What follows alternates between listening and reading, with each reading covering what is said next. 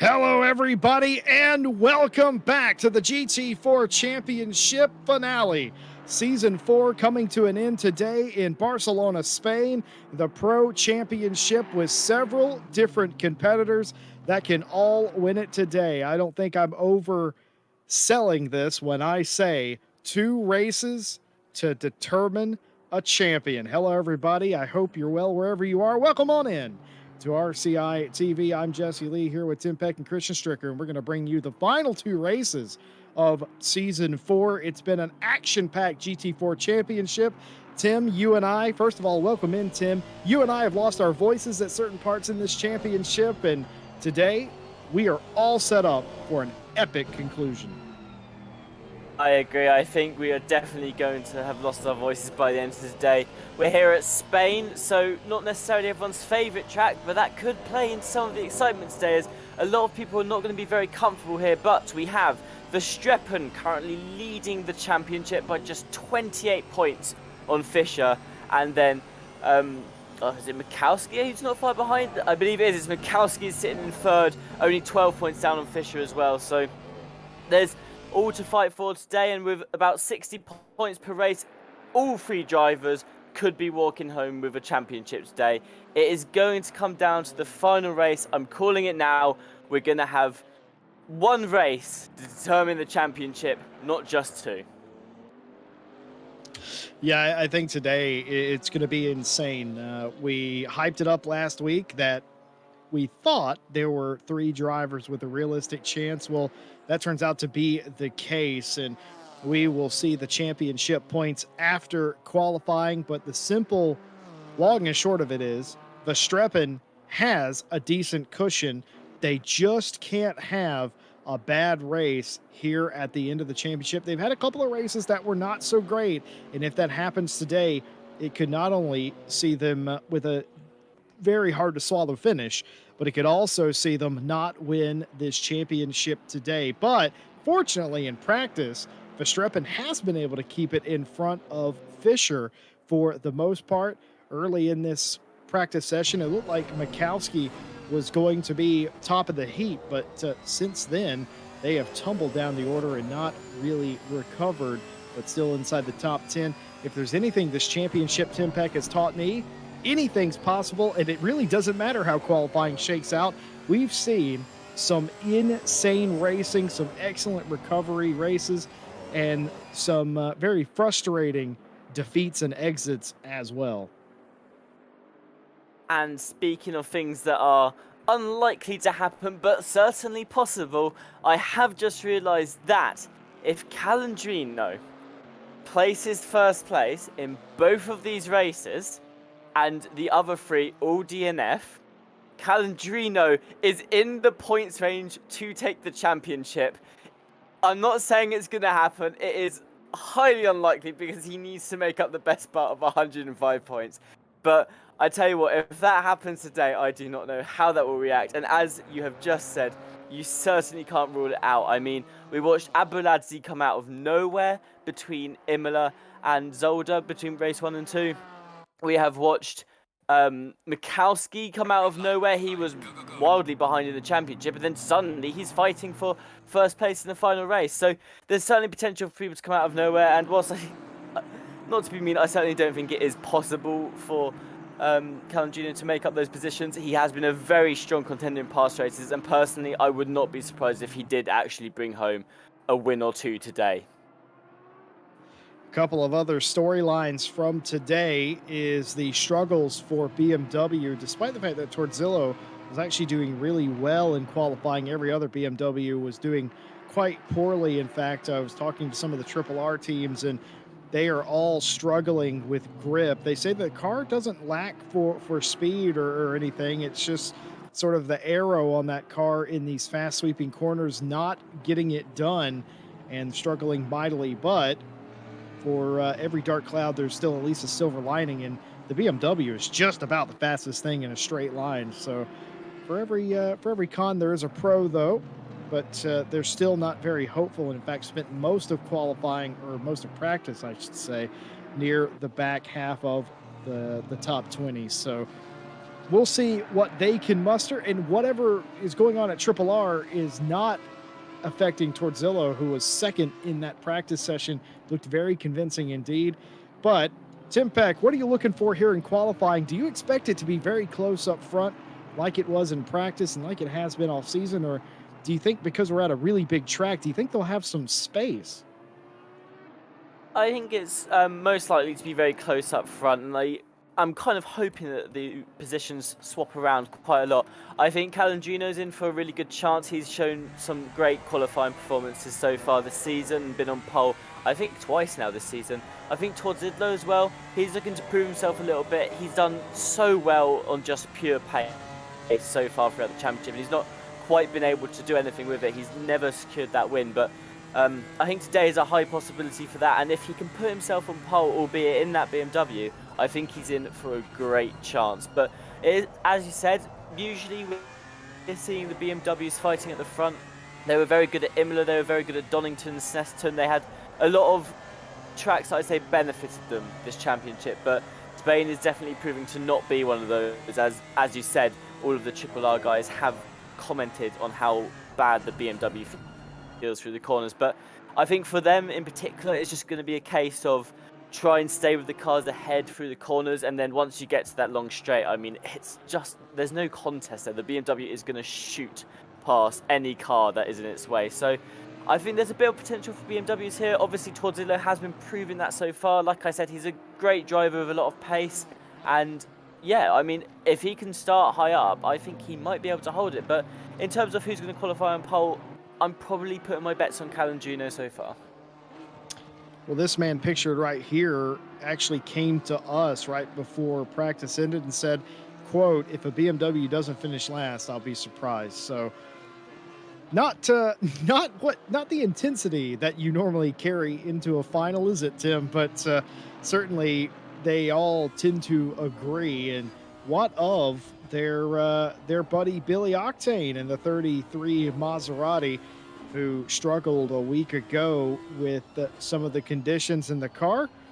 We talked to him after that, and he mentioned just what a handful that car was that specific weekend. So hopefully not the case here today, as everybody finishing up their first laps. We're going to see some times go on the board. We expect Chris Rubliar to go first here, and does. Harley Chamberlain and now Mikowski, the fastest driver, a 53.298 for Mikowski, 1/10 quicker than Wajna now, and half a second back is Harley Chamberlain, but Garrett Fisher now goes third quickest, 0.45 off the overall fastest lap. That is not a bad opening lap, but not nearly as good as Christoph Verstappen in the 747. If there ever was a track that's going to favor the Chevrolet, you have to feel like it's this one.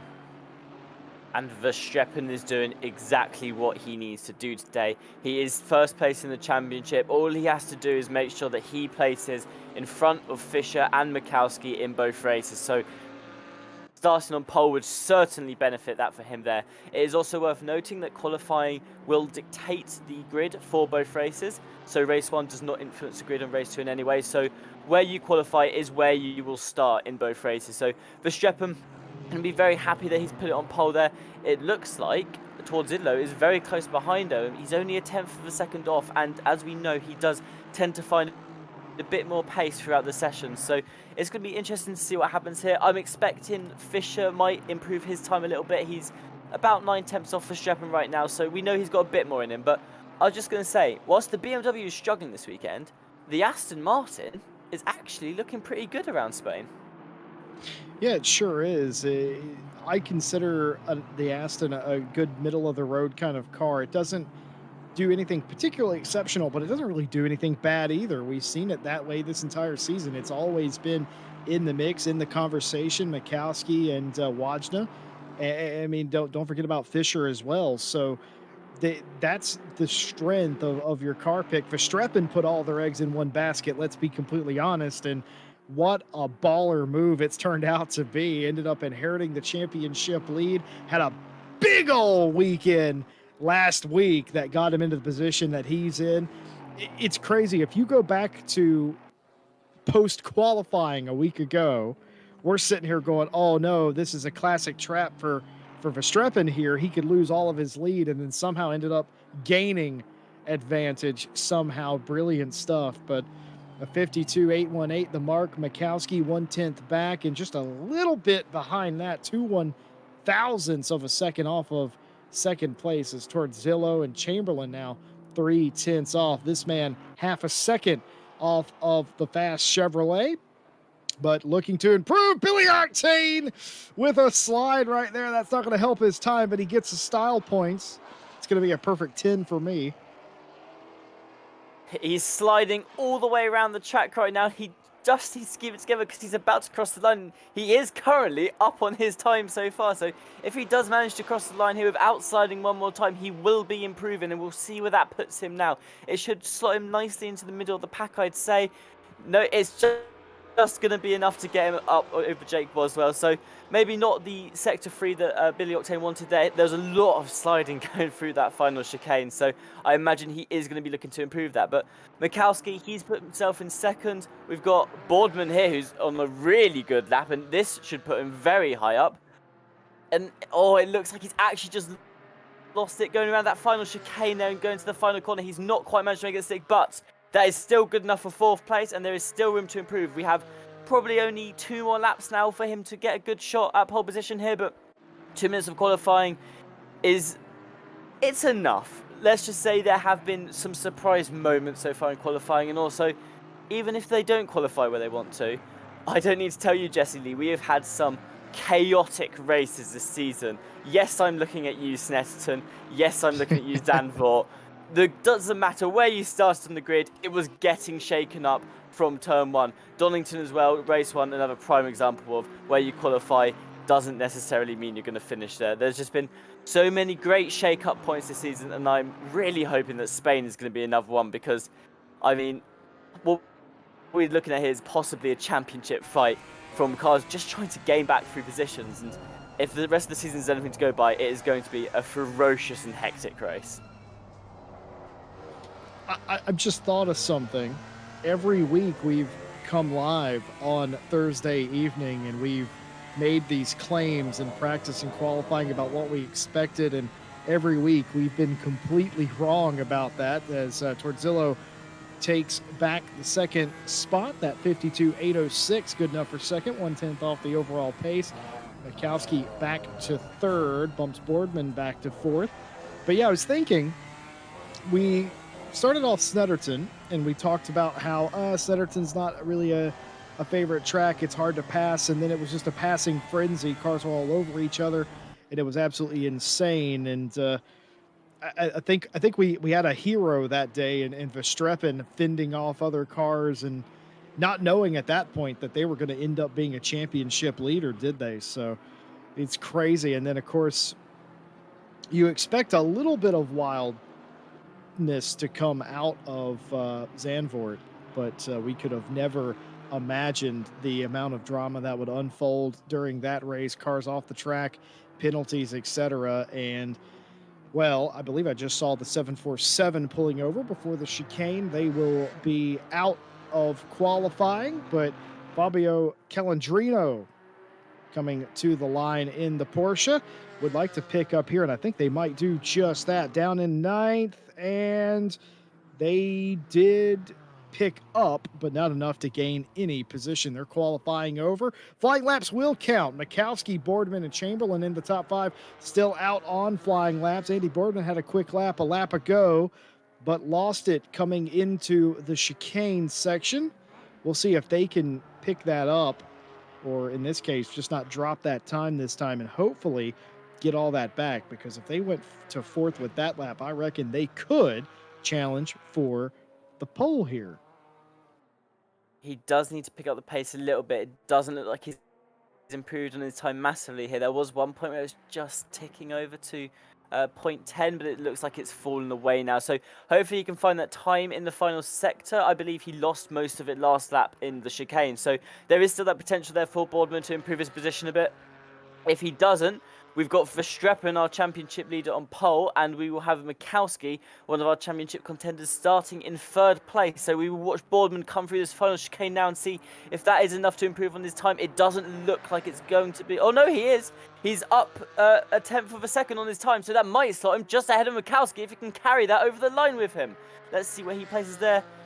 And that will be enough. Boardman will be starting the race in 3rd. So he manages to bunny hop Mikowski in the last second of qualifying there. So I'm sure he will be happy with that performance. And Fisher, maybe not quite so happy. He will be starting 8th place for both races. So if he wants to bring home that championship, he has a lot of climbing to do.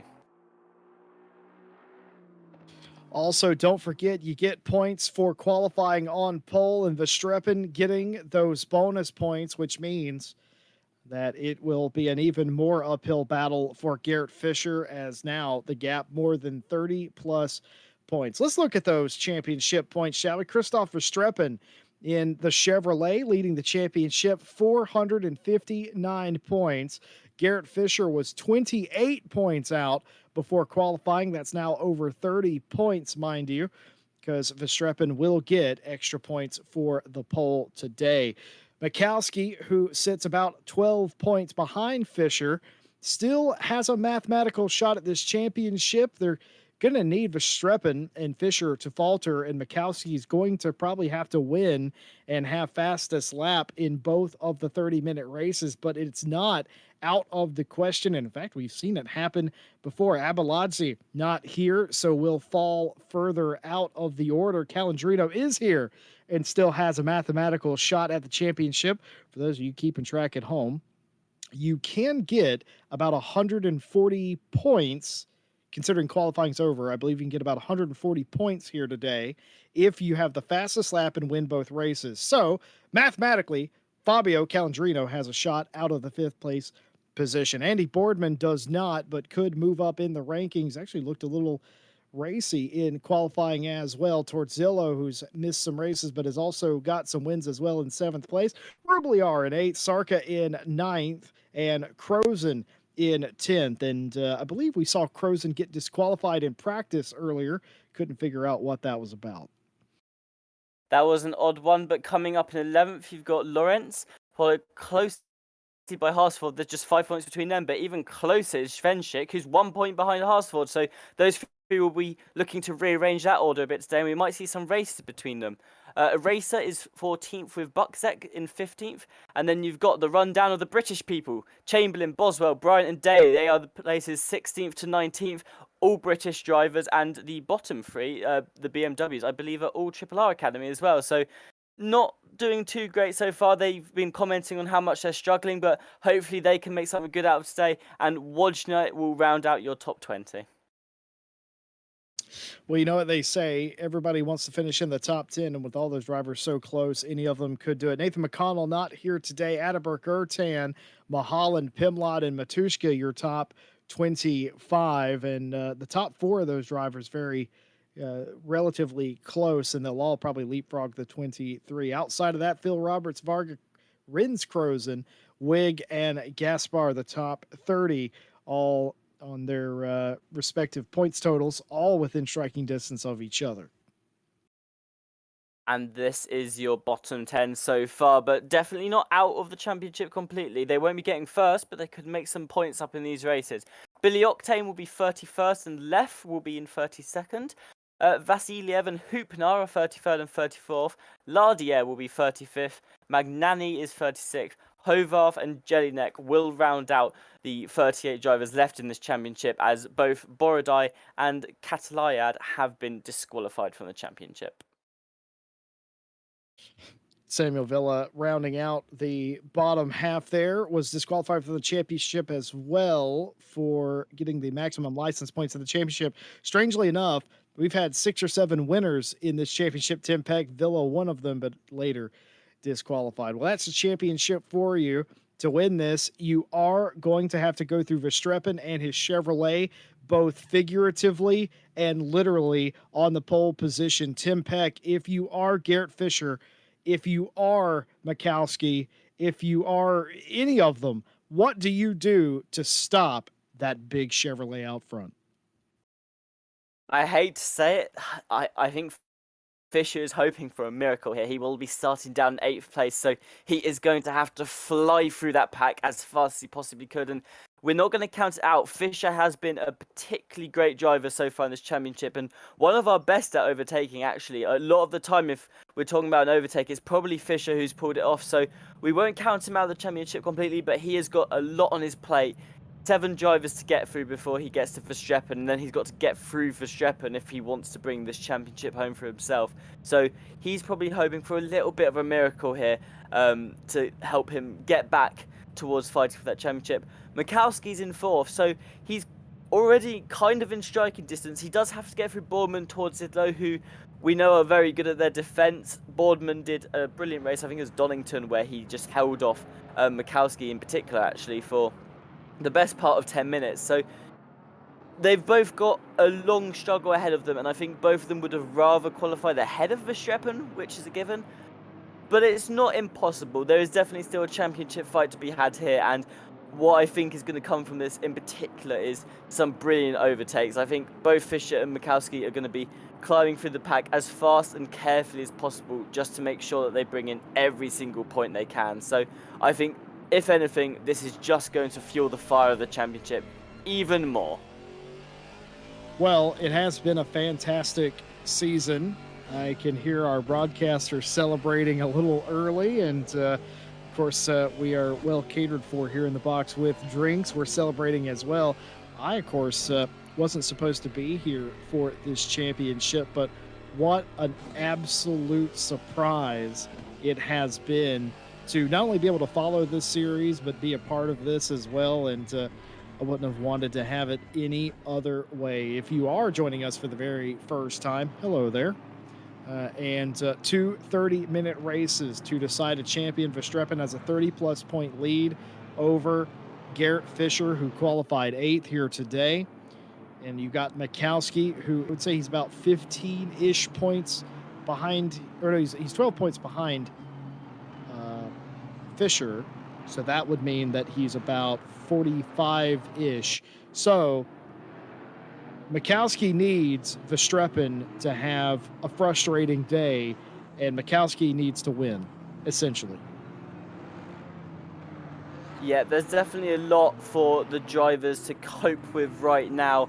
I think there are some sort of random people in here who may be able to make a big impact on the championship. I mean, we've seen Todd Zidlow, he's proved to be very good so far, and if he can get ahead of Verstappen, then he will be causing a lot of trouble for Verstappen, and that could give a good chance for both Mikowski and Fisher to catch up even more. So don't count out the likes of Todd Zidlow, don't count out the likes of Boardman. They may not be in the main championship fight, but there is certainly a huge role that both of them can play in causing trouble for the other drivers. So it's really a case of, you've got almost 2 races going on at a time here. You've got the race for the championship, which is between Verstappen, Mikowski and Fisher. That's the one that a lot of people are going to be looking at today. But you've also got the race just for race wins, to be honest. We've had so many races this season where these random drivers have appeared out of nowhere. I know Calandrino had his first win, I believe, last week. And we also had Mikowski originally, when he was in the championship, get a race win. So certainly don't count out these other drivers. We are actually coming into the final corner now and heading on to the start-finish straight. So the race will be about to start. Jesse Lee, take it away. I don't want to play devil's advocate here. Actually, that's a lie. I love to do it. What happens if Verstappen gets punted down into T1? Mikowski takes the lead. Verstappen can't come through traffic. You never know. But the green flag is down. Verstappen is your pole sitter and gets a decent jump here. It doesn't look like they're going very much faster, folks, but I promise you they are. GT4s take a little bit to wind up. Oh, and a move there between Chamberlain and Rubliar, getting very close and down out to the inside. Mikowski trying to make a move down the inside, but clear into turn number 1 is Verstappen, and there's a big pileup. There's a pileup there between several of the cars. Boardman's involved. How many times has the 69 been involved in a turn 1 incident this season? Boardman must be furious at this point.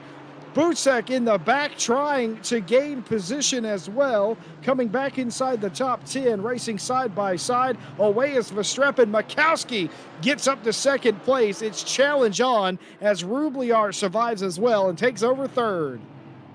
The championship is now in Mikowski's hands. We see Fischer trying to get up the field a little bit more himself. He looks like he's trying to go around the edge there. I believe that's Wojna. He can't quite find the way through. Wojna's doing a brilliant job on the defense side. Fischer's going to keep trying to look for that, but Mikowski, the championship is in his hands right now. Verstappen is 1.5 seconds ahead. Mikowski needs to close that gap if either him or Fischer want a chance in this championship, but that was Torzillo and Boardman colliding on turn 1 there.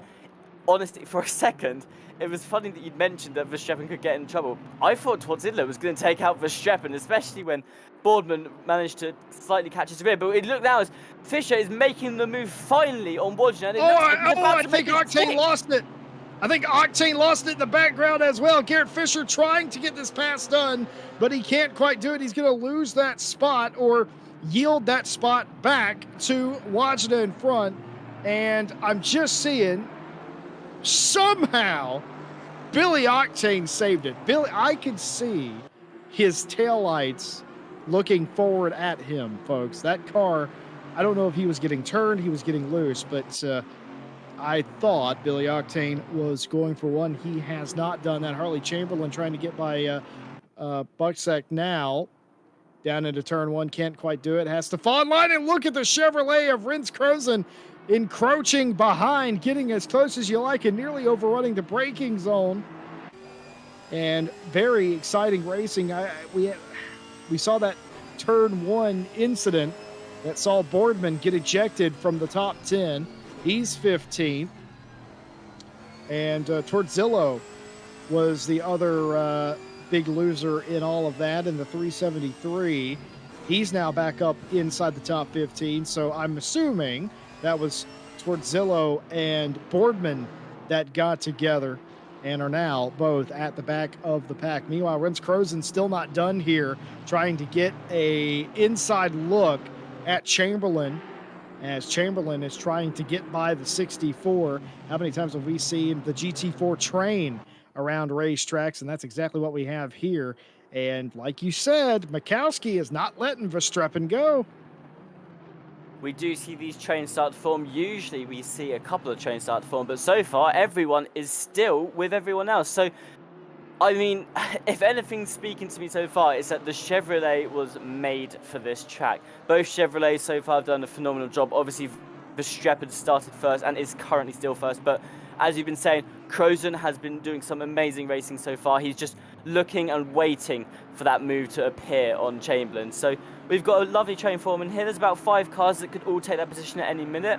Fischer has not managed to find his way through Wojna, but it looks like he's getting a really good run out of the straight here. So possibly going to turn 1. We might have a move here as Fischer actually is already looking for the inside. He's going to dip back already. I don't think he's going to make it, but Krozen is now looking for the inside, and he is almost in line with Chamberlain. So he's going to be able to make the move in the first corner. Fischer's going to try and make the move as well. We will see which of them comes out on top, maybe even both of them, as Krozen is still on the inside of Chamberlain. It looks like he's going to get a fairly good exit, but oh, and he is. He's going to be ahead of Chamberlain now. That is the move Krozen has been looking for the past 2 laps, and he's finally done it. He held the inside and then managed to just get on the outside as well. So he's going to push Chamberlain back down to 6th place, as Wojna looks like he's actually just been held up a little bit in the corner. And Fischer's going to go for the inside of Wojna now, and he's made it through clean and simple. So 2 overtakes there, and both very clean and both very good overtakes. That's exactly what you want to see. A couple of cars getting held up is what led to that. And Wojna won't really like that he got passed and it wasn't really his fault. But either way, Fischer will be feeling better about himself, up 1 position from the start. And of course, what a move. We saw Rins Krozen nearly overrun turn 1 a lap ago. By the way, down back to the inside, trying to repay the favor is Wojna. Wojna trying to hold on to the inside. This could work out if he can hold it, but he can't do it, as the outside, the run down the straightaway will help Garrett Fischer. An excellent job to hold that and know that if you even if you are on the outside, you're going to get the whole shot down the straightaway. And now back on the offensive is Garrett Fischer. Harley Chamberlain, this is the rear wing of his AMG. And Fischer now looking very racy indeed here in the early stages of this race. Thinks about it there for a second, pulls back into line. You do not want to be offline for that corner right there. You lose a lot of time and nearly overrunning the braking zone, but gets it broke just about enough for Garrett Fischer. Very dicey moves there, but all clean and fair. Excellent racing. exciting stuff. And what can Rince Crozen do? I noticed they haven't really driven away too much from Chamberlain. I expected a little bit more than that, but now maybe a little move to the inside for Chamberlain on Crozen. Can't do it. Yeah, Crozen sort of had a little bit of a halt. Maybe he's just not really felt it this lap, but hopefully he can find that pace again, because when he was behind Chamberlain, he was really going for it, and it looked like he was way faster, but he's not really done too much to extend that gap yet. But Fisher, how did he not hit Chamberlain there? I was for sure they were going to make contact going into that chicane. It looks like he may be trying to just get quite close into this corner as well. So Fisher is definitely looking for his way through Chamberlain now. He knows he's got the pace to do it. It's just a case of approaching him at the right time, and that chicane certainly is not where you want to be trying to do the overtakes. You're more looking on this track to do them. Turn 1, turn 3 can be okay, but you do need a better exit, and turn 4 is another huge one for the overtakes here. So it's really that first sector of the track you want to get the overtake done, and then you just need to extend the gap for the rest of the track, which Crozen so far hasn't been able to do. But looking back at the two fighting for first place at the moment, Mikowski is sitting in that range. He's been dipping between 1 second and 1.5 seconds between Verstappen, so he needs to start speeding up a little bit if he wants to close that gap. But we've seen Mikowski have amazing pace before, and I think it was only last week, Jesse, you were saying Mikowski does a lot better in the final half of the race. The Aston Martin, of course, a very good and consistent car. Mikowski just seems to be able to make it work and keep those times being consistent. So we're watching Svenchik here. He's just watching the battle unfold in front of him. The battle really is between, well, all the way from him up to Harley Chamberlain. So we'll see what can happen. Chamberlain looks like he's got a good exit on the Crozen. Maybe something's going to happen here into the first corner, but you've now got that train forming in the mid-pack, so we'll see where this ends up. But Crozen still hasn't pulled away, so Chamberlain may actually be able to make a move here into the first corner. He looks for the inside, but he is a little bit far back at the moment. Torzillo now trying to come back through the field after the contact, trying to get around the 47 of Jake the Bosmeister Boswell. Jake closing the door on Torzillo, who is already frustrated from that turn 1 contact, but keeping it clean here at the moment, as looks like he may have the inside wheel Torzillo on Jake Boswell. Boswell has to yield, the inside does, as the two BMWs fight amongst themselves, and Torzillo gets through without further incident, but left the door open here for Jake Boswell, who comes back on the inside. He won't probably be able to get clear here, and that'll probably be a problem as there's be a touch there. Jake wanted Torzillo to go a little bit further down to the inside. He doesn't, but position yielded nonetheless. A little bit of frustration from Jake Boswell, perhaps, about being rubbed there ever so slightly. Garrett Fisher looking for 6th place here over Harley. Chamberlain, contact, and they save it. And Wojna is capitalizing. Wojna's found his way through Fisher, and it looks like he's actually going to be able to keep it ahead here going into this corner, but Fisher is still on the inside. He may be able to make something work here, but it looks like Wojna is going to find his way through. He's currently being blocked by Chamberlain, so he has nowhere to go back, and it looks like he's going to make contact with Fisher, but Fisher has saved it once again. That is 2 times he's almost gone off this lap, and he's just managed to save it. So Fisher is really counting his lucky stars right now, and it looks like he's going to make contact again. He's yet again managed to hold it, so Fisher just needs to find a bit of space for himself on this track. He has got a championship to fight for here. He cannot afford to spin out at all. And our broadcaster has just announced that, yes, again, he's going to have a drink to that, because, I mean, I think Fisher's probably hopeful right now as well. He must have been terrified that lap. I gotta say, the cojones on that man to save that car, 3 different corners to be able to save that. He was sideways, and just sheer willpower keeping his number 78 Aston pointed the right direction. My hat's off to you, and I'm glad this championship ends today, because my heart can't take it. I thought he was turned when he had contact with Chamberlain. I thought he was gone. I thought Chamberlain was gone. I thought he was gone, and I thought that was the end of the championship. And then I thought, obviously, when Wojna made contact, I was like, there's no way in that slow speed of corner that you're going to be able to turn off of them. But somehow they managed it, but only just. And what that does is break up that pack ever so slightly. So progress reset for all of them. And up front, Svenchek here trying to make a move. Here comes Calandrino. Calandrino coming up the inside and might just get it done. Will we see a lunge down the inside from Svinček? No, we want Svinček now being swarmed by everybody else around him. Oh, and it's a mess coming through that section. You don't want to be side by side there, but they all make it work. And is that, yes, Calandrino giving up that spot to Svinček, and Torzillo is trying to make their way back up to the front. Oh, and he spins out of the middle. Is that Boardman? Is that Boardman? No, that's Calandrino. Oh, and a big old spin. A Svinček gets turned. Absolute chaos is unfolding in the midfield right now, and to be perfectly honest, I am also losing track of which cars are which here, but this is all working in Bournemouth and Torzillo's favour. Bournemouth and Torzillo have managed to find their way back up now towards the top 10, so we're going to gone a 3 wide, and Boswell has just sent himself all the way down the inside. He's almost taken out Bournemouth with him, but he does just quite manage to make it stick, but he's not going to get the positions that he wanted from that. But oh my god, 3 wide into turn 1, and Boswell is the one to take the huge dive bomb. The Boardman was probably screaming there. I mean, he had Boswell coming at him full throttle at one point and doesn't look like he's going to make it, but we now see another car who's going to try and come down the inside. I'm going to be honest, I have no idea who that is. It might be Calandrino making a move on Boswell here as he finds the inside. He is going to be forced back to the outside. He's not going to find it for the corner. As now Mulholland is looking for Calandrino down the inside.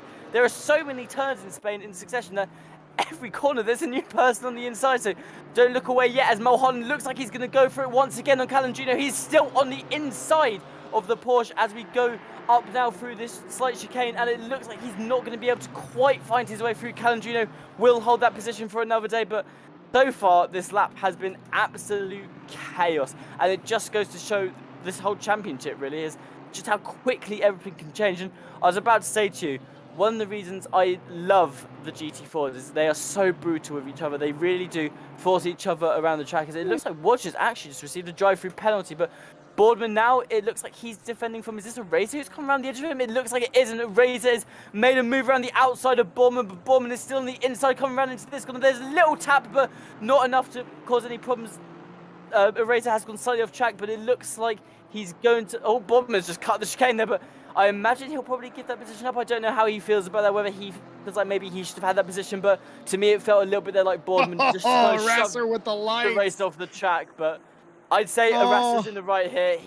I think that is his position. Oh, but look at this! Can't Look give at up yet because well, 3 wide again down into turn 1. There's no way. It barely worked a lap to go. He's going to get challenged by Arasser, who's got the better brakes. Jake Boswell holds on to it. Arasser side by side. Boardman looking to get it. Oh, and he gets touched. He comes off the apex. Jake Boswell goes for one, and here comes Andy Boardman. Andy Boardman on Arasser, and Calandrino's back into this fight. It's still a 3-way battle here, as in the background Mulholland looks on. Wide goes the car of Arasser, and all of a sudden the Porsches go through Boardman and Calandrino. Now it's Calandrino and Mulholland together, or excuse me, Calandrino and Arasser together with Mulholland behind them.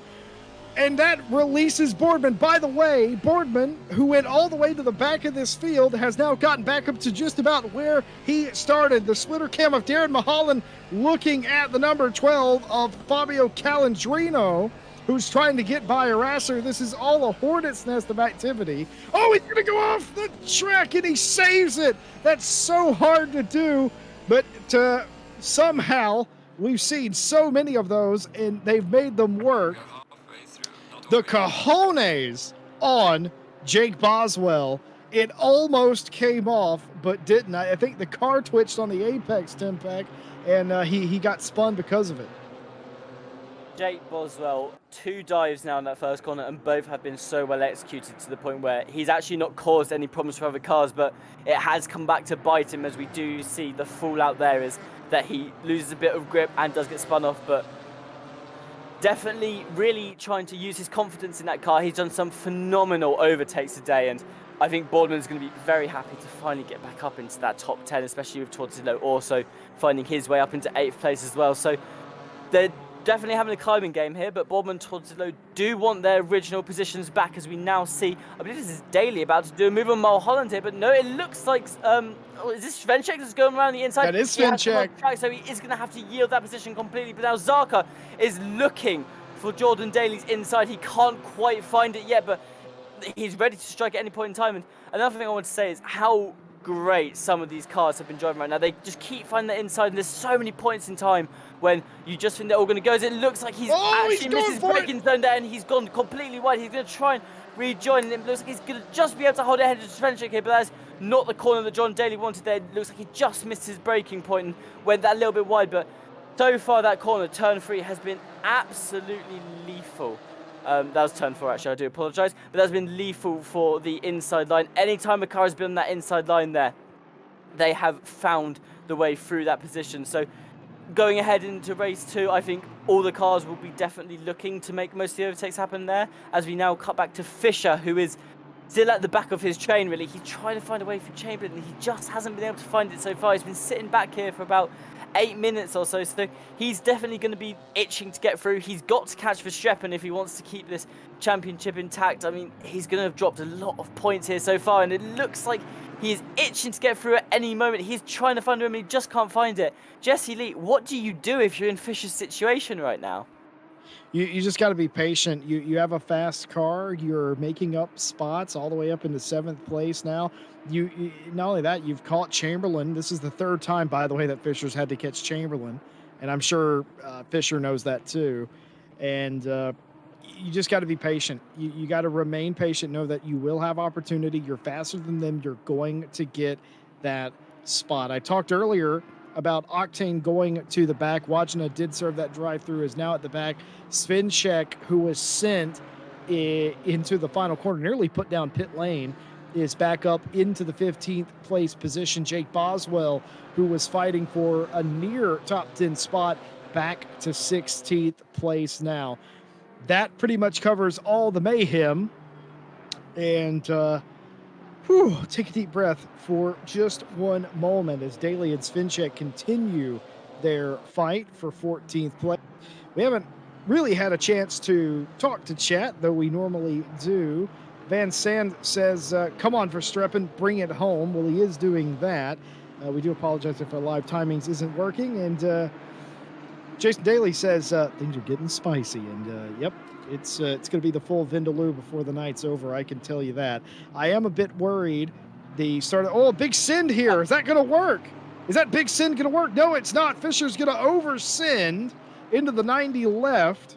Actually, it might be a little bit more acute than a 90 left now that I think about it. I think it turns in on itself. And Fisher will surrender that position. Chamberlain will go, oh, well, that was easy. But excellent racing. And you know what? I don't mind. I don't mind that there's a little bump and rub.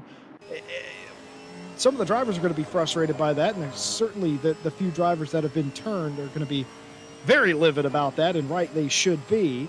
But the majority of this has been very spectacular. Rins Crozen in the Chevrolet with the pull down the straightaway, trying to make this move for 4th place. Buczek here, defenseless on the inside. You don't see that very often, but he's going to have it, but he's got off the track here. He's got off the track. He's going to touch him. It's contact between Buczek and Crozen. Crozen's in the wall hard. That is not the end Crozen would have wanted for that, but he did rejoin that track right into Buczek's path, so maybe a little bit of fault on both of these two here as we see he goes a little bit too wide on turn 1. He's off the track and he tries to rejoin, and Buczek hasn't left that room there, and it's just a lot of calamity, and that is not the end to the race Crozen's going to want to have. The front of his car is going to be damaged there, but Rins might have saved Buczek there from going into the wall, now that I think about it. He looked like he was heading straight to the wall too. Yeah, there was definitely a spin off there. Buczek did look like he'd completely lost it, so maybe he can thank I've forgotten who the other driver was now, but the Rins Crozen, that's the one. Yeah, so maybe Crozen might have helped out Buczek a bit unintentionally there, but Fisher, in all of that chaos, has not only managed to gain those 2 positions, but found his way through Chamberlain as well. So now all he's got to do is get Rublia, and the top 3 drivers in the championship will be your top 3 drivers in the race. So Fisher is definitely going to be looking to make that happen.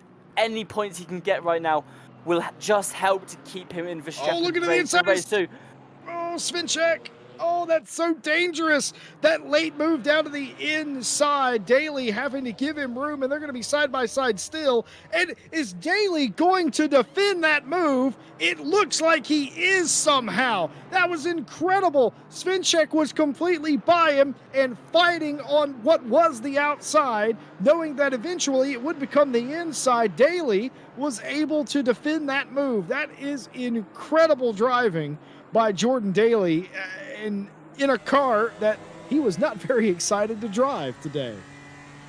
I was going to say, the Triple R guys, for a bunch of people who didn't really want to be driving the BMW today, they've done very well. Svenchik actually decides he wants that place back. It looks like he's got a really good exit onto the start-finish straight here, and maybe he's going to make a move. This didn't work out for Crozen last lap, and it looks like he's going to decide against it. But Daly has gone off the track, which means Svenchik will have the advantage here. He can just power right on through. So Svenchik wanted that position, and he has found it again, but Daly's done such a good job so far, and it looks like he's not out for the count yet. He is going to make the move, I guarantee it, into turn 4 here. He's looking for the inside already, you can see it. He's going to just hang back a little bit, maybe prioritise the exit. It doesn't look like he's going to quite have it, although he's got a good line out of here compared to Svenchik, so he's not out yet. There's still time, there's 8 minutes left for him to find that position back, and it looks like he's ready to get it back at any point in time, but Boswell's back too. Boswell is back in the race. He's decided That's Jake that Boswell in the pink one, in the pink BMW right there. Despite the accident he had earlier, the pink BMW meets the blue BMW, complementary cars, of course, both sharing the same color palette and design. But Chamberlain has actually passed Fisher. I know he's got my goodness! We do apologise for a bit of connection issues there, but Chamberlain is confirmed to be ahead of Fisher right now, and both are gaining on Rubelar so far, as it looks like we're going to have a couple more connectivity issues. Please just do bear with us through this time. We'll try and get this back as soon that's as Harley possible, Chamberlain. That's not us. That's Harley Chamberlain. Oh, is that Harley Chamberlain? That's Harley Chamberlain. That is not. Yeah, so that is, if you'll notice, Harley Chamberlain's the only one doing that, which means that his connection to the server is a bit wonky right now. It's not dangerous at this moment. Keep in mind, we don't have live stewards. We don't have race control paying attention. But it would appear Harley Chamberlain was the one freaking out.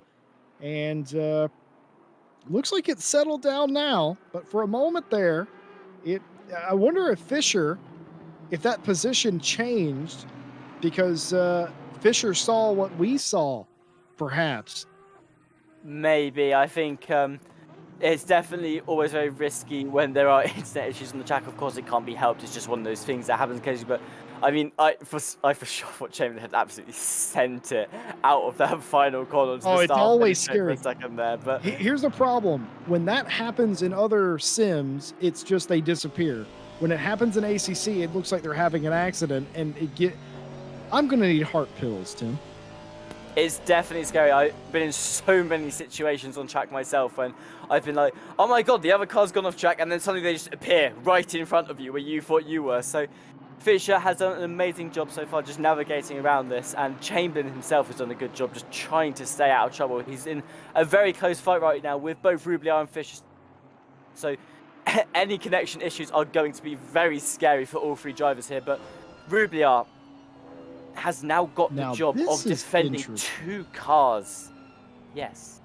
This is interesting as we watch this. Martin Lawrence has connected to the server mid-race.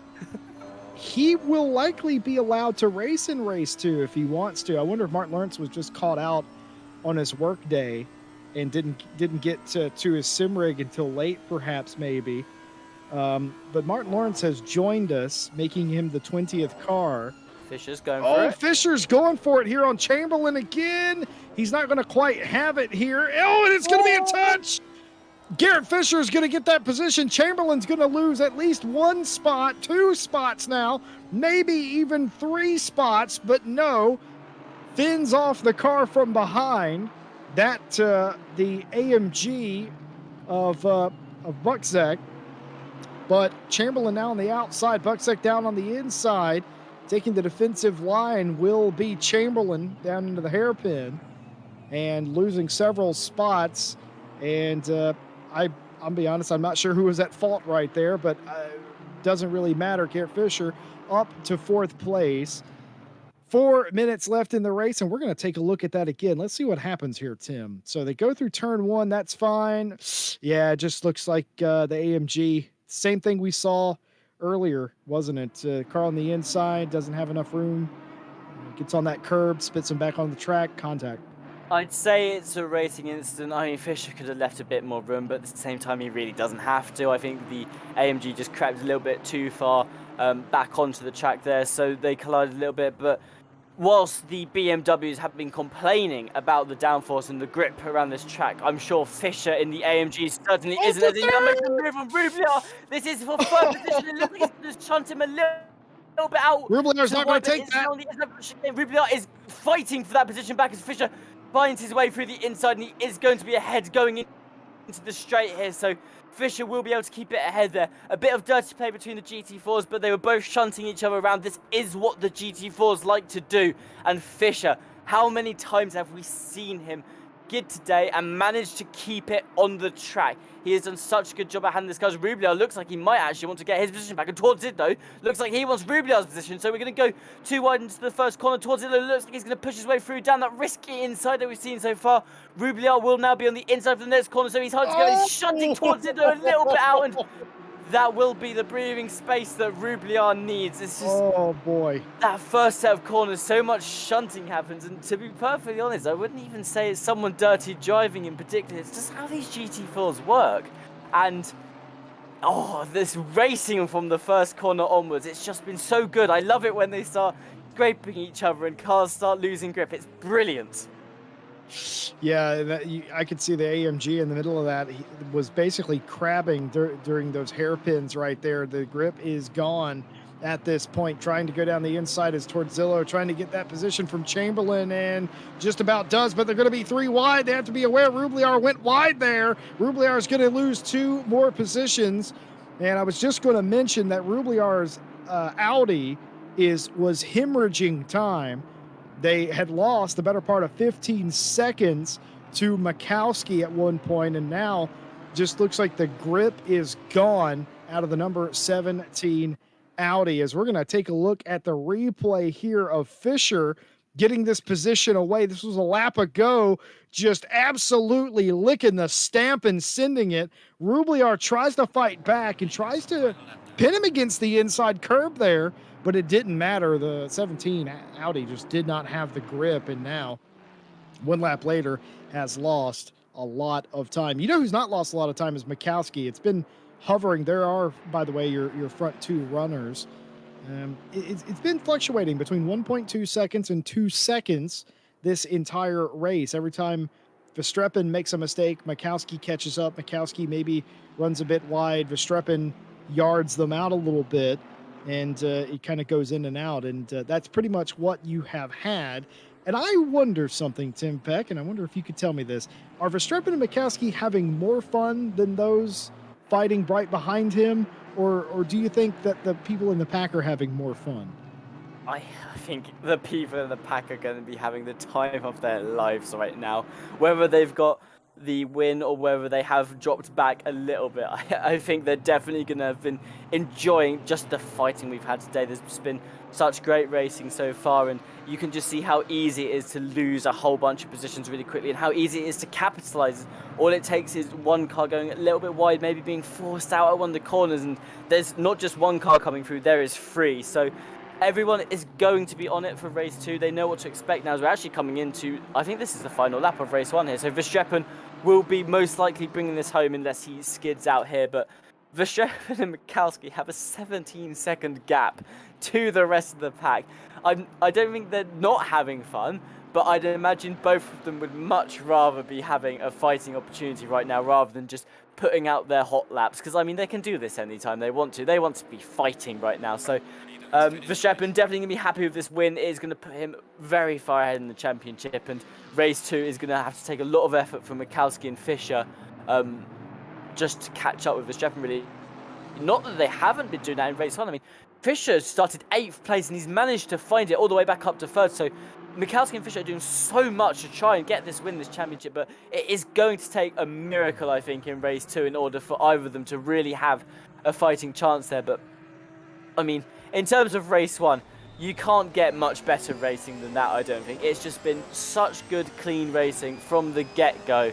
And unlike the other races, I wouldn't say there's been problems. Crozier now is looking to make a final move on Jordan Daly. Oh, look at that! The BMW's behind him actually spun out as well. So was it Brian and Octane? I think that was Brian and Octane got together there coming to the line. That's got to be. That is not how you want to end the race. I think Octane smacked really hard into one wall. Brian hit the other equally as hard. So those two are definitely not going to be happy with that end. But well, that's interesting. That's interesting because they're in a chat together. Now, I wonder if that was orchestrated and they were egging each other on or not. We actually have we may have a replay of the contact. This is post-race. The Triple R guys getting very friendly with one another. So we don't have a replay of what happened, but here are the results from race 1. Verstappen, Mikowski, Fisher, your top 3. You got to give it to Garrett Fisher. They had a lot to fight back from. They came from outside the back half of the top 10 to all the way to the podium. That has to be confidence inspiring for the 78. And for Verstappen, his second win on the championship and perhaps a championship winning move, as now the points total is some 40 plus points. It literally tonight, right here, 30 minutes for the rest of your life. Just do not make a big mistake. As long as you don't DNF Verstappen, you probably are going to win this championship. And sometimes that's harder than it seems. He has got to stay out of trouble in turn 1. He did a brilliant job of it last race with both Torzillo and Boardman colliding behind him, and he just has to do it again. But good credit to Boardman and Torzillo here. Both managed to climb all the way back up through the field after their collision on turn 1. Yet again, Mikowski has to put the chase on. He probably won't have it as easy this time. Last time, those two positions were sort of given to him by the spin out, but Mikowski will be looking to climb up to second place again. Whether he gets Verstappen and is actually in a chance for the title, probably unlikely. But don't forget that this race started with Mikowski only 12 points behind Fisher. So all he has to do is beat Fisher by about this margin. And he's coming second place in the championship right now. So Mikowski's still looking for a position, whether it's first or whether it's just second. He's going to be definitely looking for it, as Lawrence, as you said, has decided to rejoin this race. Race 2, he will be racing. At the back there is the Mercedes, oddly starting on the exact same side as the car ahead of him, which we don't usually see, but he'll definitely be looking to make some sort of impact this race. And I've got to say, for 3 BMWs that thought they were going to have the worst race of their life, I think the Triple R guys did really well last race. Yeah, and by the way, that was Tom Bryant and Martin Lawrence. Martin Lawrence was actually on the track at some point. I didn't notice that, but that was Tom Bryant and Martin Lawrence. That was not Billy Octane that Tom Bryant was into. And Tom Bryant didn't mean to do that, apparently, as well. So how's that for joining the race? Martin Lawrence joins and gets crashed into by Tom Bryant. I think they have each other's phone number. They can settle that privately, I'm sure. As we'll just take a look at the chat here. Kroops joined us. Hello, good evening. And you couldn't have joined us at a better time. Jordan Daly says this car was terrible. Chris Rubliar commiserating how bad his rear brakes were and hopes that we enjoyed it. We did, Christian. We very much did. That was a over-the-top race number 1. Ivan has joined us as well. Good evening to you. And if you have just joined us, 1 race left this evening. Just want to thank all of our partners, Race Department, AK Informatica, Driver 61, Fanatec, and Sim Racing GP. You can get 25% off your driver coaching by using our discount code RCI Coaching D61 at driver61.com. Get yourself some driver coaching. Be a better driver. And also a big thank you to AK Informatica for hosting our servers and Fanatec as well. Of course, you can use our Fanatec link, and it doesn't cost you anything, but so using our link can help us with things like server cost and the like, and we would appreciate the support. And of course, a big thank you to all of our partners because we could not do it without you. So, chat, how are you? How are you guys and gals and everything in between tonight? Hope you're well. Glad you decided to spend a little bit of your Thursday evening with us. We have a championship finale to bring you tonight. I'm Jesse Lee, Tim Peck, and Christian Stricker in the booth with you tonight. I can tell you, and I'm going to tell on him, Tim, our broadcaster, Christian, that first race has driven him to drink. He's just popped another one. You can hear him opening the bottle again. Well, I think some people on track today may certainly be having a drink tonight. I'm looking at Verstappen in particular. If he can just hold it together for this last race, he will be probably popping open a bottle of champagne as a celebratory. So definitely going to be a lot of alcohol passed around tonight between the drivers, and I'm sure us in the booth too will be also having a little bit of a celebration later. But thank you very much, Jesse Lee, for joining me for this championship so far. I hope this last race is as exciting as the rest of them has been. And a big thank you as well to Christian, who, although he has been treating himself a little bit today, has managed to be absolutely on it still with the broadcast, as he has been all season so far. So we've just got the end of this outlap pit. The cars are, warming up their tyres, getting their brakes in the right zone. And I imagine Verstappen, Mikowski and Fischer in particular are just trying to stay calm. They sure are. T1 Racing in chat says, glad I managed to catch the final race. Well, we are glad as well. Tuck in. It's going to be eventful. I can guarantee you that. Nigel Barber says, looked like a British GT touring car race out there. Yeah, it did look like a BTCC race, didn't it?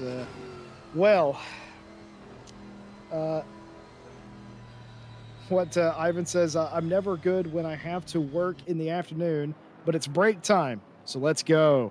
Enjoy your break. Hopefully you have a 30-minute break, Ivan, because that means you will get to watch this entire race. Now, I will say this, again, Tim Peck, devil's advocate, usually speaking, when one race doesn't have a giant pileup in it, it usually means the other race does.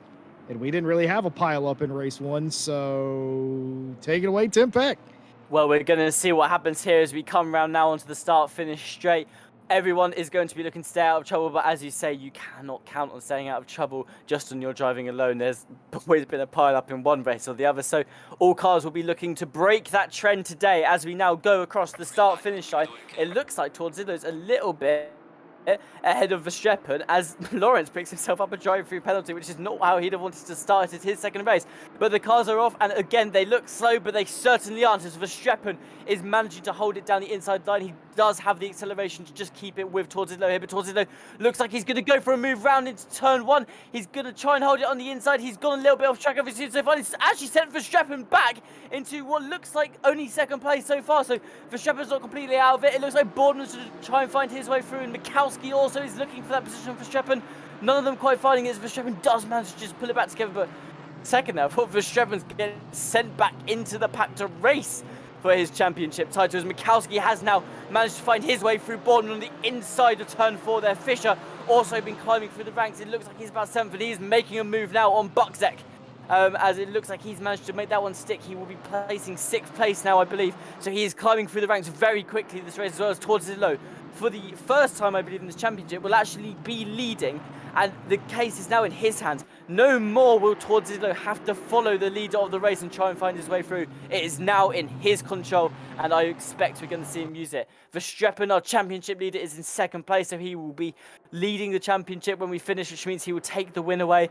And Mikowski is in 3rd, so he is ready to do some damage to Verstappen's title and hopefully help things catch up. But it looks like someone's making a move down the inside here. I believe that is maybe Calandrino on a racer? No, I think it is a racer on Chamberlain. So a lot of actions happening in the first lap. We have managed to avoid a big pile-up so far, but don't count any car out yet, as everyone is on their A game for the final race of the season. I was just going to say that. Oh, contact Oh there, and it's going to no! be a spin. Could this be it? 3 wide exiting the chicane, but no. Even more damage is averted. Oh, more contact, though. Hard into the wall. Oh, my goodness. I spoke literally 1 corner too soon. And hard into the wall and rejoining. Massive damage there. As 3 wide, 3 does not go into 1, as they say, as they're going to try and go 3 wide into turn 1 What almost. I missed the descent! corner here. Rince Crozen. Is that Rince Crozen? I think it is. Completely missed the turn. Oh, an AMG off there. Oh, it's just chaos from the moment I said that they'd avoided the pileup. It's just been We spoke chaos. too soon again. We spoke too soon, and this happens to us every week, and still we do not learn. But Calandrino, I think, has just fallen down a bunch of positions there. He's now down in 18th, so he's certainly going to be looking to have to climb through the field again. He knows he has the pace to do this. As Lawrence, who picked himself up a drive-through penalty on the outlap, has managed to find his way into 13th. So probably kicking himself a little bit there. He doesn't want to take that drive-through, but he is going to have to within the next 2 laps because he did pick that up before the race started. So Lawrence has done a brilliant job of climbing so far, and it just goes to show when there's a bit of chaos up ahead how much you can really capitalise off it as climbers. We see now Torzillo is still leading the race with Verstappen just behind him, Mikowski just behind him as well. They're building a little bit of a gap to Bond, but it looks like there's another fight happening as Crozen sends it down the inside of Schwenchik here. He's still holding on to it. He's looking for that move. He's on the outside coming into this corner. Can he get the good exit that he needs in order to stay ahead? It looks like he's just about holding it together, but Schwenchik is still on the inside of the track here, so he is going to have the advantage going into the next set of corners. Coming through the chicane, Crozen's going to try and hold it, but it looks like he's broken a little bit too early. Schwenchik has cut the chicane out, so a little bit dodgy there, but Lawrence and Mulholland catching right up and really just getting up in there as Crozen makes a mistake. So going into the straight now, you see Mulholland is actually in line with Crozen so far. Oh, that was on purpose. You can't tell me Rins didn't mean to do that. He was leaning on the other car saying, oh, Harley Chamberlain nearly missing the corner, but he's going to get it saved. I was just going to talk about Rins for a second. Ice water in his veins. Oh, the last no. time here, there was a big mistake, and he's going to get sent. Harley Chamberlain and Mulholland have contact. Oh, and there's more contact there as nearly a spin by the red AMG and saved at the last second. I'm just going to finish my thought on Rins Crozen. Overshot the turn, and then 3 turns later rather, making a big old move down the inside to get a position back. Absolutely incredible stuff. Harley Chamberlain, who got sent, now back here in the 16th place position as Lawrence and Mulholland now fill his sort of position area where he was. And of course, for those of you wondering, of course, if you've been with us, you know that there is no stewarding or live stewarding for the Thursday races. All stewarding is done post-race. So that drive-through penalty assigned by ACC, and we can only assume that is due to a being out of order or out of line on the initial start and contact here. I don't know where was that. Wajna, I think that might have been on Wajna. And I think Wajna just came over a little bit too much. I can't imagine Fisher could have been any more on that curb. Well, it's just we've seen it time and time again in that set of corners. Once you get down into turn 10, we're going to watch the replay here of what happened. But turn 10, Fisher gets sent that little bit wide. Wajna finds his way through, and it looks like actually Fisher just was gaining that little bit too much and gone down the inside. So we've seen it time and time again. I'd say for what is considered a corner that's good to overtake on, turn 10 has actually proved to be a very bad corner. Every time I've seen an overtake attempt there, Fisher tried it on Roubiliard going into that corner and just didn't find the space. Roubiliard managed to hold the position, and then Wojciech tossed himself in. So that's not where it's happening right now. So far, the best overtakes have been on this turn 1, turn 4, as we see now a big fight for Jake Bozos, who tries to defend a position from Zarka there, who's losing a little bit of grip with Chamberlain, just trying to find his place back into the race so far. So I'd say in terms of overtakes, definitely stay away from turn 10 for the rest of the race, everybody, because you're just going to get forced off the track. And that's really all we've been seeing here, is just some great defending from the car that has to do it. And every car's just been pushing the other cars around. If you're in the lead, you obviously get to decide what part of the track you really get to hold. And I'd say a lot of the time, if you're making a move, you almost got to do it before the corner happens. Otherwise, you're just going to get pushed out, and then you're going to lose the car behind you. And as we were saying last race, there are so many cars in these trains so close together that if you lose one place, you're probably losing about 3 at the same time, because they'll just all come through in one go. Look, if you're going to make a move here, you best be sure that it's going to come off, because if it doesn't, look what happened to Rubliar in race 1. He got overtaken, and each time he was overtaken by multiple cars. And obviously, Chris said that he was struggling with a little bit of braking there. I wonder if he had brake fade towards the end of that race, and you hate to see that. But by the way, Rubliar started 6th and was 3rd for the most of that race 1. So that was an excellent sort of race for him right up until the end. So there is that. And also my apologies to Wajna. Wajna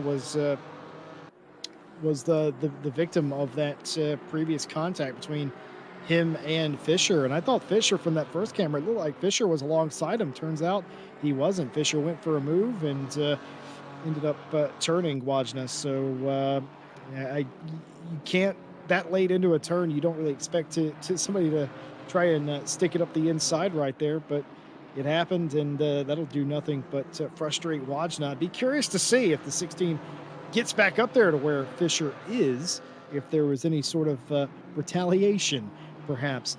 Up front, Torzillo leads the race by just about half a second over Makowski. Wajna here getting that spot back. So this is Arasser fighting back to the inside. He's going to miss the corners, John Arasser.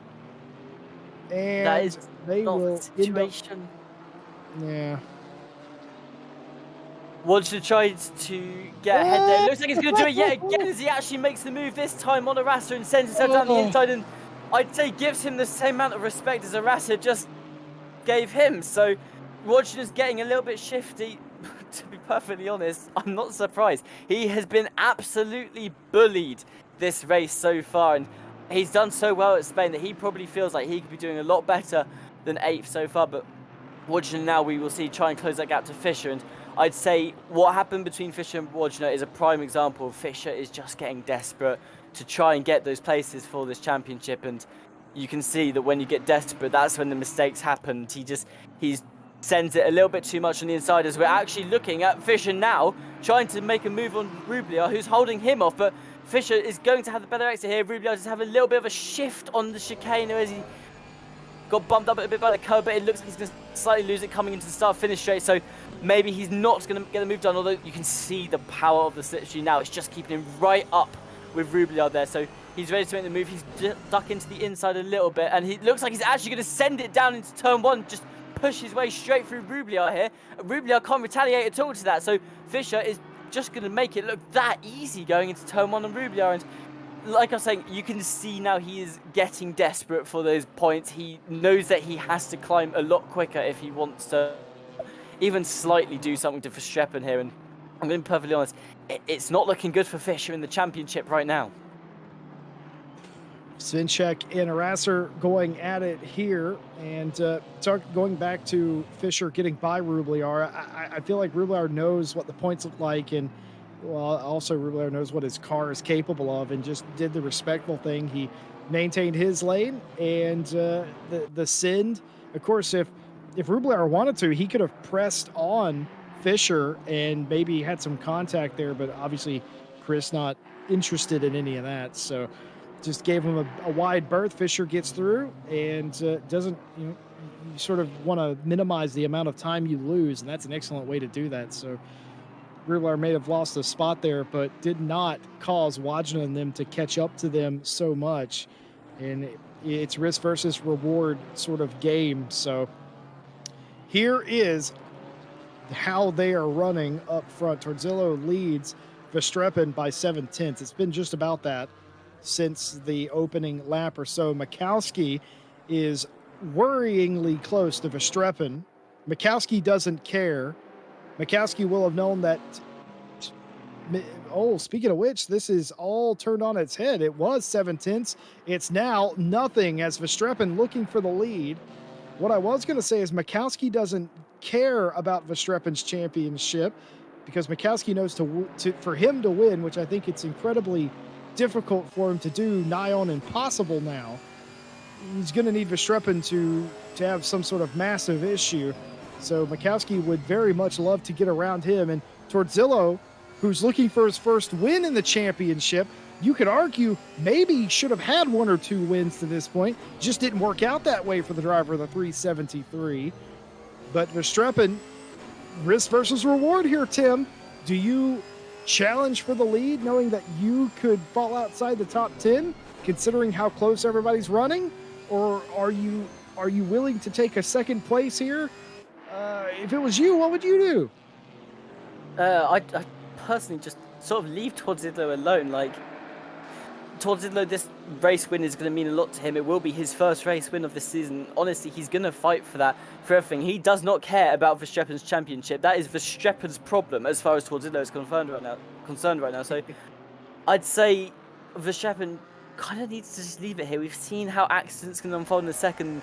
If he has an accident, it is possibly going to cost him the championship. I imagine Mikowski is driving around there in 3rd place, sort of hanging back a little bit, just going, come on, just hoping that they collide or something, because realistically, as you were saying, I think that's the only chance Mikowski has of winning this championship now, is by just hoping that there's a problem with Verstappen here. And I think Verstappen does need to be careful. There's no point seeing the moves that Fish has done. There's no point just sending it down the inside. There's no point going for a move that is maybe a little bit risky and just hoping for a reward of 1st place from it, because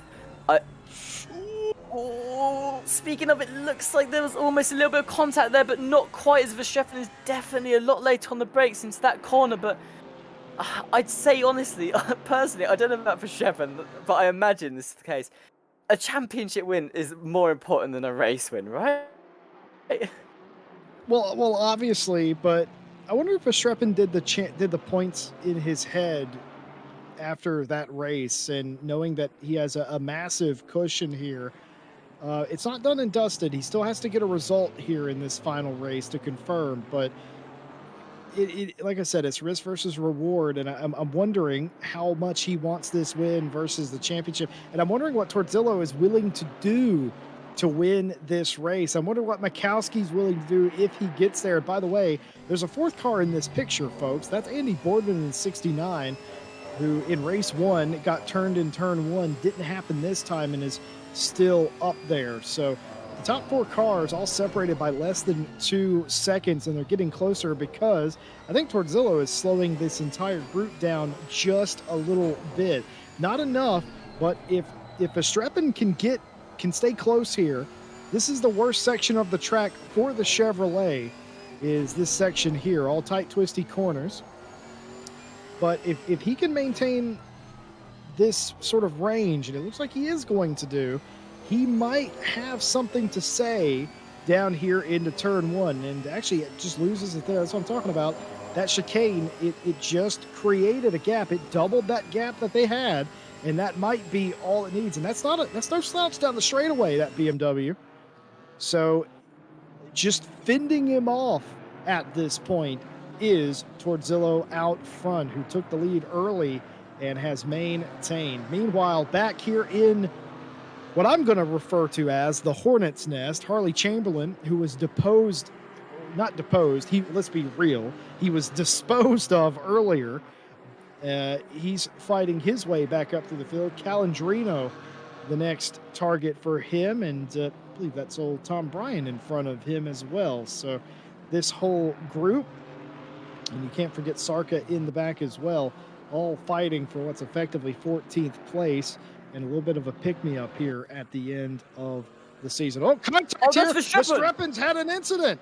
Verstappen's had an incident, and did I see Mikowski out front here? What on earth happened? Going wide all the time is Torzillo, but he saves it here. Is this a lunge by Verstappen? It is. Verstappen didn't mean to do that. He's stopping. Oh. There goes Mikowski through, and all of a sudden, Verstappen back to 3rd, but doing the respectful thing, and now Mikowski leads Torzillo, Verstappen back to 3rd, Andy Boardman with a send up the inside. And that is just not what Verstappen wants to happen right now, but he has managed to I want to say held third, but Boardman is looking to change that any second, as he didn't manage to make the move there, but he may be able to make it in the next set of corners. He's fallen a little bit far back, so maybe he's decided to just let it go for another day. But Verstappen, you could see it coming a mile away. He clearly had the later braking points and towards the low on pretty much every corner. I mean, we saw it happen. I'm not so sure if it was a send more than just he was braking that little bit later, but watching that turn 1 every time, coming around into turn 4, like, it just looked like there was about to be contact between those two, and it eventually happened. Verstappen just tapping towards Zidlo and unfortunately spun him out. But it's like you say, he did the right thing. He backed off. Someone who doesn't particularly care, though, Mikowski, he's taking that place. If he can get first place off that, he's just going to take it, which he did. So Mikowski, I think, if I've done the maths correctly, is ahead of Fisher in the championship right now. I believe Mikowski is now second place in the championship, so he will be happy with that.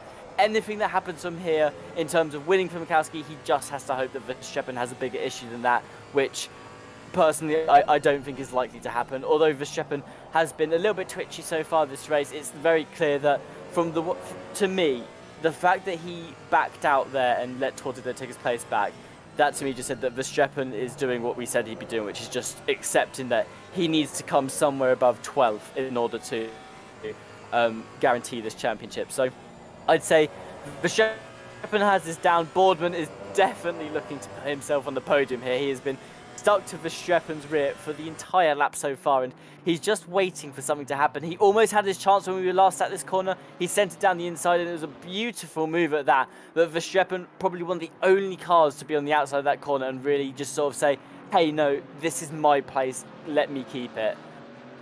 So he's managed to hold on to third place here, but a lot of chaos happening. Honestly, I'd say that's still a win for Verstappen, because that could have ended up a lot worse than it did. Yeah, by the way, that space on the inside of that hairpin was one Aston Martin wide, and Mikowski put his car in there perfectly. No contact, was able to take the lead, and now leads by about a second over Torzillo. And by the way, Torzillo will be fuming about that, trying to get the first win of the season for his BMW. Has certainly been the class of the field for BMWs this weekend, despite their many struggles elsewhere. And looked like they could have been on, and gets turned. And by the way, that Verstappen didn't want to do that. That was a mistake. It was obvious he didn't mean to. He was his driving indicated that he was apologetic, that he stopped and he waited, and even though cars passed him, he was willing to wait until Torzillo's car got going the right direction. And Verstappen, you could almost feel that was coming, though, with the sin. Speaking of feeling it coming, Harley Chamberlain nearly losing it, expected Sarka and Bryant to go a little bit quicker through that corner. They didn't.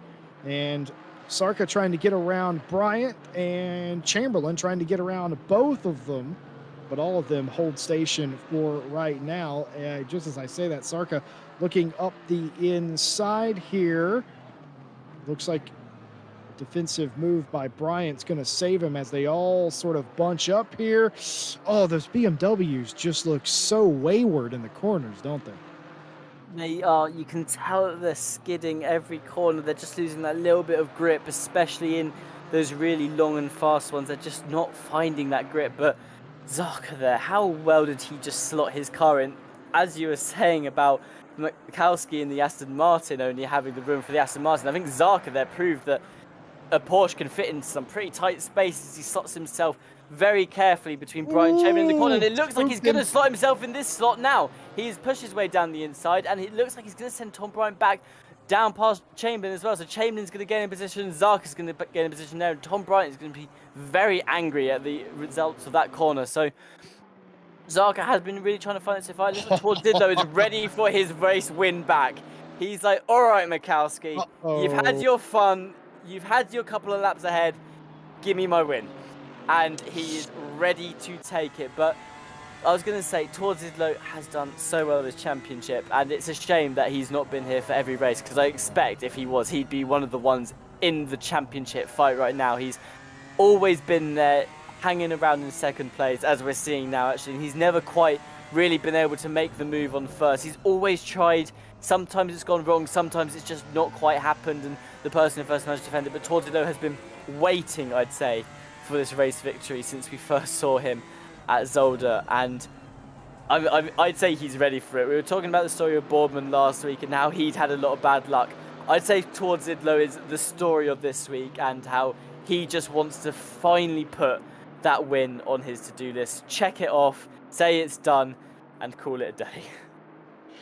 Just want to read some things from the chat. Michael Redford was in chat, says, shame I couldn't finish this season. Here's to a good finale. Cheers, Redford. Hope to see you in the GT4 Season 5 championship as well. Croup asked, how many incidents has Garrett Fisher been involved in this weekend? Well, you know what they say, you can't make an omelet without cracking some eggs, and Garrett Fisher has definitely started making an omelet. As contact here, it's going to be more contact between Verstappen and Torzillo, and all of a sudden Andy Boardman trying to make the pass in the background. Can't quite do any of that, and more contact between the 373 and the 747, and Torzillo is going to be fuming now that continues to happen. Ivan mentioned earlier for the contact between the two Astons in the back with Wajna and them, he said that was an eye for an eye. And right you are. As a driver, Tim, you know as good as I do, there's only so much BS you're willing to put up with before you start attacking. And that's what we saw earlier with the Aston. Speaking of which, if Torzillo gets half spun again by Verstappen, do you think they're going to have words between the champion driver at the end of this one?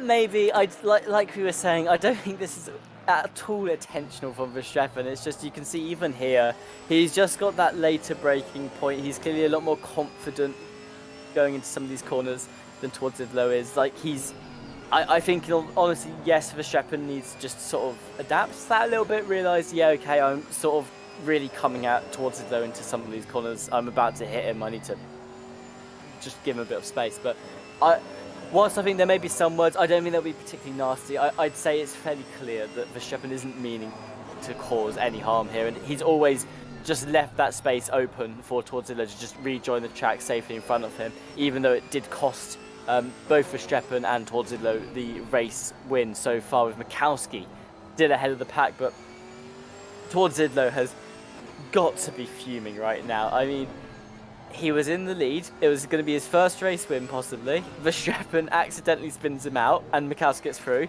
Torzillo catches up, looking to make the move of Mikowski, and Verstappen again accidentally spins him out. So Torzillo really can't catch a break here, and he's only got 5 minutes to make something happen, as he has fallen that little bit back on Mikowski as well. But if we know anything about him in this BMW, it is that he can get things done, and once we're on those straights, you can just see now he's closed that gap so much, and he's ready to just really get through him, as it looks like Verstappen actually is going to have a little bit of trouble in the first corner there. Again, almost hitting Torzillo in the back and sliding around a little bit, but Boardman is now looking to capitalise off that, is going to be pushed to the outside and not be able to find a way through. But I'd say if this race has shown anything, it's that the Aston Martin is very clearly the most adaptable car for this track. The Chevrolet as well is brilliant on this track. Like, both Verstappen and Crozen as well have done a phenomenal job in that Chevrolet so far, and really showed what the car can do. And it's just shown the BMWs, although they're so good on a lot of the other tracks, they just, once you get those long sweeping corners and a lot of twisty bits in the track, they're struggling with the grip. And it's like I was saying before the accident unfolded, Torzillo, even on him and a lot of the Triple R guys as well, you can just see every corner there's these slight readjustments they have to make, because the tyres just aren't quite sticking to the track in the same way. As we cut down now to look at Calandrino and how his fight is going down in 14th, it looks like he is ready to take Schwenschik as well, as Crozen has found himself a nice little gap in 12 here. They're falling back, but I just want to call your attention quickly to Jake Boswell.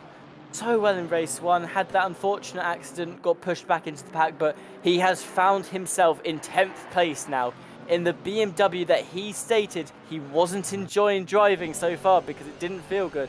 He's put himself up there in 10th. He's currently defending against Mulholland, who was actually watching on the timing sheets. He was behind earlier, so he's made a bunch of these moves happen. He's going to just keep him on the outside now, going around turn 10 here. He's not going to make the same mistake that a lot of other drivers have, as Mulholland is desperate to get through. You can see him just looking for a way through, and he's not going to find it yet. But you've got to hand it to Jake Boswell. For one of the drivers we've not talked about too much in race 2, he's certainly been doing an amazing job.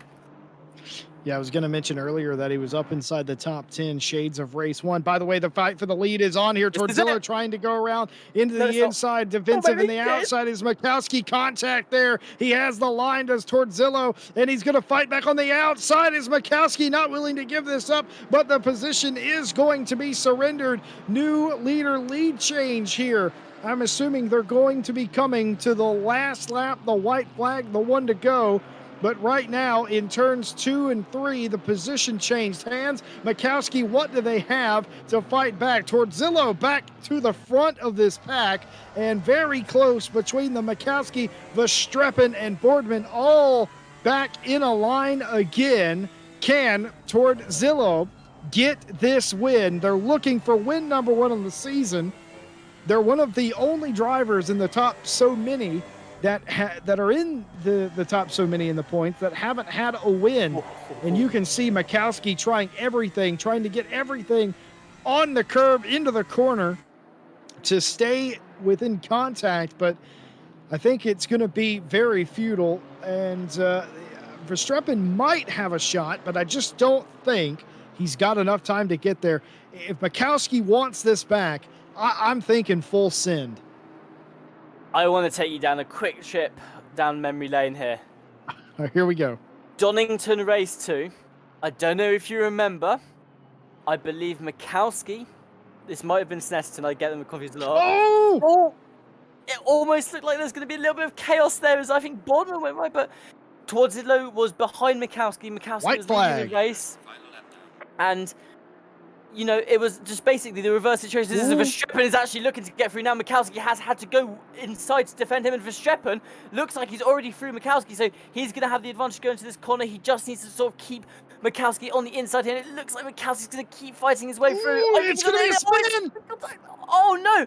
Verstappen has managed to just about hold it on track there. If he'd have gone into that wall, that would have been very risky for his championship, but he has held on to it, and Verstappen just hasn't had this race 2 like he did with race 1, but if anything, that's going to help Torzillo. He's got that second gap now, and I think you said it's the white flag, so this will be the final lap of the race, I believe. So Torzillo is going to be happy with that, but Boardman now has found himself in second place. In second. What a change of grid just in that last 2 laps. It's just been Torzillo, Mikowski, and all this stuff happening behind as well between Boardman and Verstappen, and luckily for Verstappen, he didn't hit the wall there. We saw the effect of it last race when I believe Boswell, no, it was Crozen. Crozen hit that wall very hard and just struggled the rest of the race. That could have potentially ruined the championship for Verstappen. So the fact that he didn't just face plant the wall there and end up DNFing, I think he's got a lot of lucky stars to count, honestly. But all he's got to do now is bring it over the line.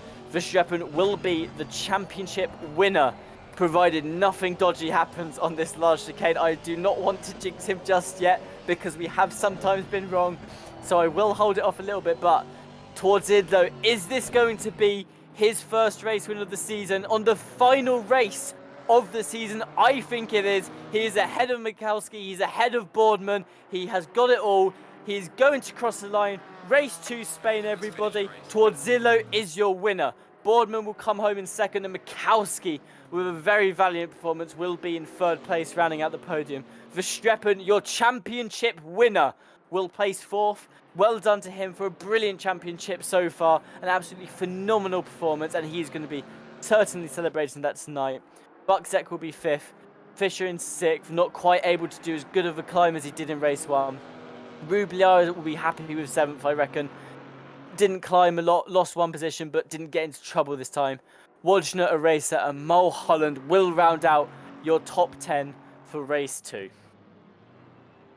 Well, Torzillo does win a race in Season 4 GT4 here at RCI. It happens to be the final one. Andy Boardman with that second place will be thrilled, considering what race 1 was like. Mikowski will be slightly a bit upset, you might have to say, in the 570, and will finish 3rd in the race. Verstappen, despite all the protest, will finish in 4th place, but will be your champion. This season started, folks. We sort of panned the 747 of Verstappen Motorsport, said, "Oh, look, a Chevrolet. How nice is that? It'll be interesting to see what they can do." And it wasn't always like this. They weren't always competing for wins in the 747. There were rough weeks where they were struggling top 10s, that they were having issues. It wasn't all roses, as they say. But in the second half of the season, Abeladze faltered. Verstappen answered the call and never looked back. They started placing in the top 5, podiums and wins. 2 wins on the end of the season, and we're going to join him in his helmet. That's the man, the myth, the legend. Ladies and gentlemen, your GT4 Season 4 RCI Pro Champion, Christoph Verstappen. Congratulations, and what a season that was. It did not disappoint. From the first lap of the season, Tim Peck, to the checkered flag here, there were passes, that there was action, there was drama, everything that you could possibly want to have. Fantastic stuff. It's been an absolute pleasure to share this show with you. It has been, and I do just want to give my condolences to someone right now. I'm not sure if anyone saw it in the chat, but Fisher has. I've just done the maths. You're going to love me, Jesse Lee, because I sat there and did some maths. Fisher will lose P2 in the championship to Mikowski. Mikowski will take himself from 3rd into 2nd place and slot himself nicely in there behind Verstappen. So an amazing final attempt for Mikowski, just to try and really bring himself out of the pack. We saw him after Imola. He was all the way down in 10th, I believe, and he just pulled himself right out of that pack and up into this top 3, and he's now going to get 2nd. So Fisher's not too happy with how today went, but I'm sure he's not going to be too disappointed in the championship as a whole. It was still a phenomenal effort, and there were so many points when we just sat down after races and been like, I think Fisher's got this championship, honestly. But something I was going to say has been quite nice about this championship as a whole is there's not been one dominant person. Aside from when we had Abeladze win 3 races in a row, there's not been one person dominating the rest of the time. We've had Abeladze had 3 wins, and then no one else got more than 2 wins. It's split between, I'd say, about 7, 8 of the other drivers have 1 win now in their hands. So it's just been a very lovely season all around. There's been a lot of new winners, a lot of attempts at the championship, and just a lot of surprises all around, really. So it's definitely a great season to watch. Well done to Verstappen for managing to extend his gap in the championship, keeping himself in 1st place and just having the Spain of dreams, I'd say. And honestly, I'm surprised Spain was that good. It's like we've said, we come into every race predicting how it's going to go. We went into Snetterton saying that we don't particularly enjoy Snetterton. Admittedly, I came in today thinking I'm not over the moon that this is the last race of the season, but now I'm glad it was. That was some phenomenal racing from everyone, and what a way to round out the championship. Once again, a big well done to Verstappen, a big well done to Mikowski, and a big well done to Fisher. Those are your top 3 at the end of ACC GT4 RCI. Well, if you like GT4, don't worry. Tom Bryant's already announced Season 5. In fact, as of right now, signups are live over on our Discord. You can join the Racing Club International Discord from the description of this video and sign up to that championship next season. It's going to be a 6-round championship with 80-minute races, 15 minutes of qualifying, and then 80-minute races. So 1 race, no split sprint championship for next season. We had 2 30-minute races this season. Next season, it's going to be 1 80-minute race a week, 6 rounds. Of course, Silverstone, Alton Park, Spa, Brands Hatch, Suzuka, and finishing in South Africa in Kyalami. It's going to be off the wall. All the GT4 cars and, 2 drivers per race. You know what I mean? It's 1 mandatory pit stop with a driver change. So get your friends, get a teammate, and get in that championship. It's going to be pro and high silver and then low silver and AM the two splits. Of course, they may be merged at some point, or changes might have to be made. But the point is, no matter what your skill level is, folks, we have a split for you. We would love to have you involved in GT4 next season. Even if I'm not on the broadcast, which I hope I am, I'm going to be watching nonetheless. And just a couple of end of the season shout outs. Congratulations to the championship winners and all the splits. And a big thank you to Christian Stricker, who has put up with me for 4 out of the 6 weeks of this championship. So I appreciate that. Tim, you as well. Always a pleasure. And you're talking about the race winners. We had 8 different race winners and 12 races here in the pro split. It doesn't get better than that. Well, we are all done for this championship, but we're not done here at RCI. We will join you tomorrow. It'll be Joshua Devonshire and myself with Stewie for the continuation of the Friday Endurance Championship that has proved to be very unpredictable in recent weeks. And we hope to see you there. That tomorrow night, no night out coverage for the rest of the season, but on Monday, the finale of the Lambeau Cup. It was insane at Paul Ricard, and there were a lot of moves, a lot of penalties, and some excellent strategy a week ago in that, but the season finale on Monday there. And well, we hope that you join us, and we thank you for being a part of the broadcast. We hope that you have a fantastic rest of your evening. That's going to just about do it here for GT4 coverage. We'd like to thank all of our partners once again for helping us bring you this race and every race. Don't forget, you can get 25% off of your driver coaching using the discount code RCI Coaching D61. You can find all that information in the description as well. Support those that support RCI. And for those of you at home that enjoyed that, before you leave tonight, why not like, subscribe, hit the bell? We would very much appreciate that, as much as we appreciate you watching. And as for me, I'll see you tomorrow. GT4 season is officially over, but a new one starting very soon. I've been Jesse Lee, joined by Tim Peck and Christian. Yes. Sign-ups have just opened for the new Season 4, not Season 4, GT4 Season 5 Championship, I believe. So definitely go and sign up there now if you've enjoyed the race today. And I will let Jesse finish you all up again. Sorry. On behalf of everyone here at RCI, I've been Jesse Lee, Tim Peck, and Christian Stricker in the booth for you tonight. Thank you for joining us for GT4 action here at RCI, and we'll see you next time. Goodbye.